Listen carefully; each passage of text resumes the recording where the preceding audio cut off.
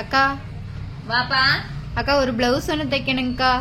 சரி தைச்சுக்கலாம். எனக்கு கொஞ்சம் அர்ஜென்ட்டுக்கா, ஒரு 2 நாள்ல தரீங்களா? சரிப்பா வாங்கிக்கலாம்ப்பா, கொஞ்சம் ஃப்ரீ தான் வாங்கிக்கலாம். ரேட் என்னங்கக்கா? 400 தான். உனக்கு என்ன மறந்துருச்சா? அக்கா என்னங்கக்கா 400? அந்த கடையில 350 தான் வாங்குறாங்க. அந்த கடையில 350 தான் வாங்குறாங்க, இன்னொரு கடையில 300 தான் வாங்குறாங்க. வீட்டுல வைக்கிறவங்க 250 ரூபா தான் வாங்குறாங்க. நான் 400 ரூபா தானே வாங்குறேன். அது உனக்கு தெரியாதாக்கு? கொஞ்சம் அதிகமா தான் இருக்கிற மாதிரி இருக்குதுங்கக்கா எனக்கு. சரி அப்புறம் ஏன் அந்த கம்மியா வாங்குற கடையில கொடுத்து தைக்காம நம்ம கிட்ட கொடுத்து தைக்கிறீங்க? அந்த கடையில எனக்கு கொஞ்சம் ஃபிட்டிங் சரியில்லைங்கக்கா. உங்க கடையில தான்க்கா ஃபிட்டிங் எல்லாம் கரெக்டா இருக்குது, அதனாலதான் உங்ககிட்ட கொடுக்கறேன். ஏன் ஃபிட்டிங் கரெக்டா இருக்குதுன்னா நாம கட்டிங் மாஸ்டர் போட்டிருக்கிறோம், டெய்லர் போட்டிருக்கிறோம், எல்லாம் போட்டிருக்கிறோம். உங்களுக்கு ஃபிட்டிங் எல்லாம் கரெக்டா கொடுக்குறோம்.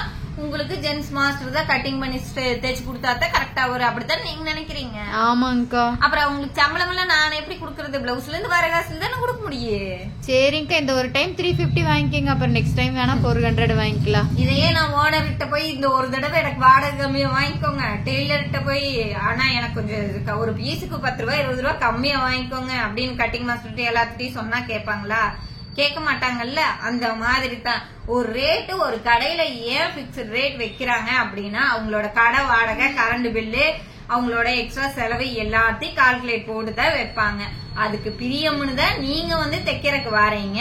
ஆனா உங்களுக்கு ரேட் எச்சா இருக்குதும்பீங்க. அப்புறம் சரி கம்மியா இருக்கிற பக்கம் கொடுக்கலான்னா இல்ல உங்க கடையே எனக்கு செட் ஆயிடுச்சுங்கக்கா, உங்ககிட்ட தான் கொடுக்குறேன் அப்படிம்பீங்க.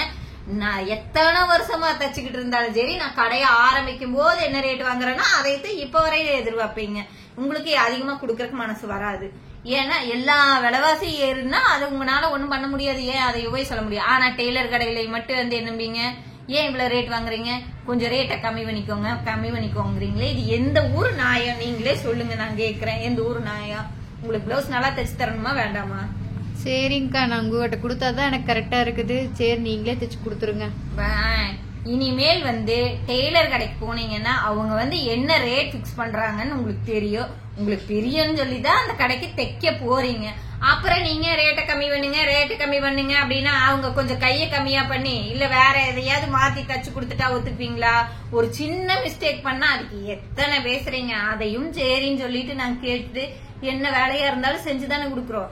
அப்பெல்லாம் ஒண்ணும் சொல்ல மாட்டீங்க. இந்த ரேட்டை மட்டும் கம்மி பண்ணிக்கோங்கன்னா இனிமேல் நாங்க துணியில தைக்கிறதுல எதையாவது கம்மி பண்ணிக்குவோம். பினிஷிங் மட்டும் எங்கேயும் திருப்பி விடக்கூடாது. நீட்டா அடிச்சு கேன்வாஸ் வச்சு எல்லாம் பண்ணி தைக்கணும்.